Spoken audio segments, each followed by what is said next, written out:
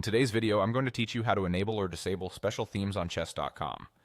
If you've ever wanted your chessboard to look a bit more lively during events, or you prefer a clean, consistent look all year round, this quick walkthrough will show you exactly how to control special themes on chess.com. We'll keep it simple and clear so you can follow along on desktop or mobile. First, open your settings. The fastest way when you're in the play section and you can see a chessboard is to click the small gear icon next to the board.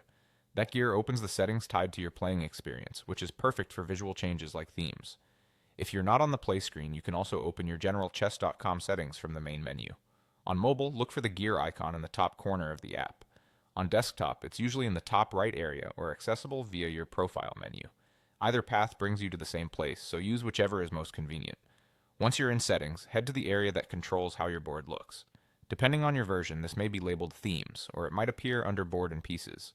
Both names point to the same idea, the visual style of your board, squares, and pieces. If you see a submenu for boards, pieces, or themes, you're on the right track. Take a second to familiarize yourself with the previews there, since it helps to see how changes will appear during your games. Now look for the option called Enable Special Themes. It's usually a checkbox or a toggle switch. Turning this on allows chess.com to show event-based or seasonal looks. Great if you enjoy fresh visuals for special occasions. Turning it off keeps your setup stable, so your board looks the same no matter what's happening site-wide. Choose what you prefer, and remember you can change it anytime. When you've made your choice, save your changes if the site or app asks you to. Some versions save automatically, while others show a save or apply button. If prompted, click it to lock in your selection. After that, return to the play screen to confirm everything looks right.